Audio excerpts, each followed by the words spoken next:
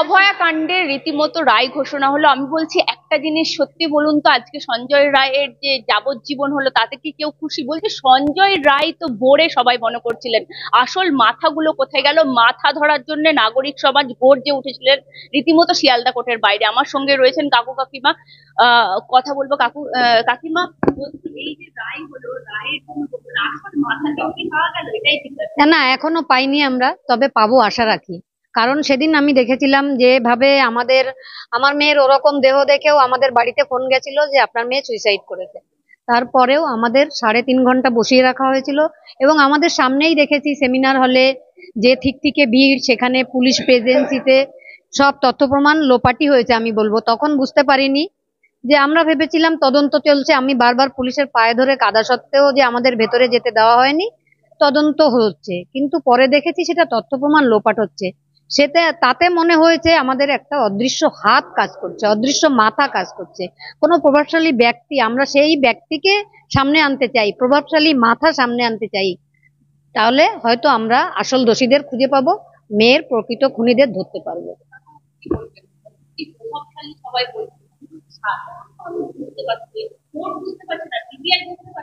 CBI court তো court যেটা কাগজ পাবে তার উপরে বিচার করবে। তো সিবিআই বুঝতে পারছে না, সিবিআই তো কাজই করছে না, সিবিআই বুঝতে পারবে কি? সিবিআইও কোথাও না কোথাও আটকে গেছে, সেটাতে কি কি ব্যাপার কি জানি না। আজকে মমতা বন্দ্যোপাধ্যায় বলছেন আসল ফাঁসি, ওকে আমি ফাঁসি দিতে চাই, ওর জন্য হাইকোর্টে যাব। ওর ফাঁসি কিভাবে হবে? আমার মেয়ের যে খুন খুন কোথায় হয়েছে, সেমিনার হল কি প্রকৃত ঘটনাস্থল কি না, সেটাই সিবিআই এখনো প্রমাণ করে উঠতে পারেনি। আমরা সমস্ত কাগজপত্র পড়ে তারপরে সিদ্ধান্ত নেব। ওনাকে কিছু করতে হবে না, আমার বক্তব্য হচ্ছে মমতা ব্যানার্জি কিচ্ছু করতে হবে না, যা করে আমরাই করি। সত্যি যদি মমতা ব্যানার্জি চাইতো আজকে আসল দোষীরা ধরা পড়ুক, তাহলে কি পড়তো না কাকু কাকিমা? কি মনে করেন? অবশ্যই পড়তো, অবশ্যই পড়তো। দোষী ধরা পড়ার যদি প্রয়োজন মনে হতো, তাহলে পুলিশ কি করতো? ফার্স্টে আমার মেয়ের সঙ্গে যারা ডিউটি করছিল সেই রাতে, তাদের প্রথমেই হেফাজতে নিয়ে জিজ্ঞাসাবাদ করতো। 5 জনে একসঙ্গে ডিউটি করছিল, সেখানে আমার মেয়ে খুন হয়ে গেল, আর 4 জন কিছুই জানতে পারলো না, বা সেখানে কর্তব্যরত নার্স, গ্রুপ ডি কেউ কিছু জানতে পারলো না, বাইরে থেকে একজন সিভিক ভলেন্টিয়ার এসে তাকে খুন করে গেল। এটা আমি সেদিন যেমন বিশ্বাস করিনি, আজও তেমনি বিশ্বাস করি না। কষ্ট হয় কি, বিশ্বাসই করি না এটা। পুলিশ তো বলছে জিজ্ঞাসাবাদ করেছি, লাই ডিটেক্টর টেস্ট করেছি, তারপরে ভয়েস স্যাম্পল চেক করেছি, ওরকম করে কাজ হবে? হেফাজতে না নিলে কি ভাঙবে এরা? সন্দীপ ঘোষকে 14 দিন আপ ডাউন করিয়েও গ্রেপ্তার করতে পারেনি, 14 দিন পরে গ্রেপ্তার করেছে, আর এদের 3 দিন ডেকে নিল আর হয়ে গেল। কাকিমা একটা কথা বলছিলেন, আমার মেয়েকে পড়াশোনা শেখানো কি অন্যায়? সত্যি বলুন তো, আজকে সমাজে পড়াশোনা শেখানো কি? আপনি একটা কথা বলেছেন, খুব দাম কেটে গেছে মানুষের। পড়াশোনা শেখালে কি এই পরিণতি?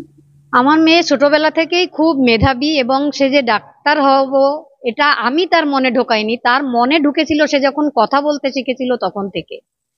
আমার কোনোদিন তাকে পড়তে বসতে বলতে হয়নি, বরং তাকে পড়তে বারণ করতে হয়েছে। আর পড়িস না, আর পড়িস না, এটা বলতে হতো।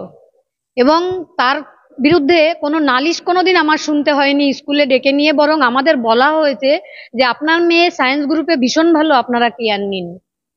সেই মেয়েকে আমি যখন হারিয়ে ফেলেছি, আমি একটু আগেও বলেছি যে আমি একটা ডায়মন্ড হারিয়ে ফেলেছি, যে তাকে ঈশ্বর আমাকে দিয়েছিলেন, কিন্তু হয়তো আমরা কোথাও প্রভাবশালী ছিলাম না বলে তাকে আমরা হারিয়ে ফেললাম।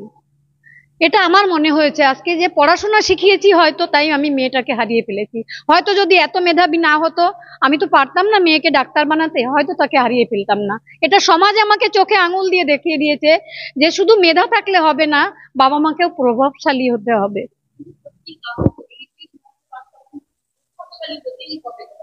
সেই বার্তা আমার মেয়ের মৃত্যুর জন্য পরে তাই দিয়ে গেছে বার্তাটা। আমার মৃত্যুর জন্যই এটাই দায়ী। উচ্চতর আদালতে যাবেন। আমি বলছি কাকু কাকিমা, আপনারা সত্যি মনকে শক্ত করছেন, অনেকটাই শক্ত করছেন। আপনাদেরকে দেখে প্রত্যেকটা বাবা মা তারাও শক্ত থাকছে যে আমরা আমাদের মেয়েকে হারিয়েছি, তো বিচার যাই হোক না কেন আমার মেয়ে আর ফিরে আসবে না, আর কোনোদিন এসে বলবে না ডিউটি থেকে বাড়িতে যাওয়ার সময় গাড়িতে করে, মা কি রান্না করেছো, ভাত বাড়ো, আমি আসছি একসাথে খাবো।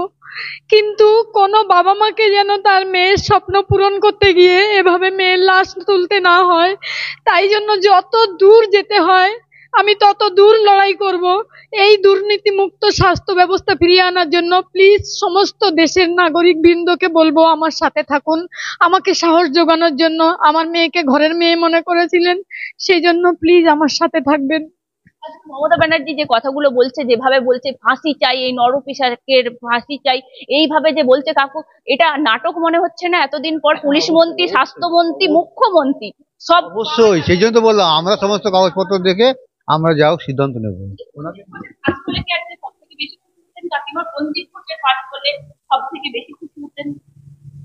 শুধু সন্দীপ ঘোষের ফাঁসি নয়, যারা আমার মেয়ের খুনের সঙ্গে জড়িত, আমি মনে করি সেদিন আমাদের বিনা অনুমতিতে আমাকে জোর করে সাইন করিয়ে নিয়ে আমার মেয়েকে যারা চুল্লিতে ঢুকিয়েছিল তারাও সমস্ত তথ্য প্রমাণ লোপাটের জন্য জড়িত, তাদেরও ফাঁসি চাই আমি।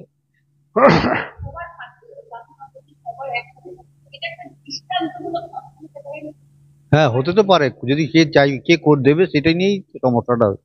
তদন্তটা কি করবে? তদন্ত কেউ তো, রাজ্য পুলিশ তো করলোই না, সিবিআইও কোথায় যেন আটকে গেছে। আমরা সমস্ত কাগজপত্র দেখে আমরাই সিদ্ধান্ত নেবো, ওনাকে কিছু আর করতে হবে না, অনেক করেছে।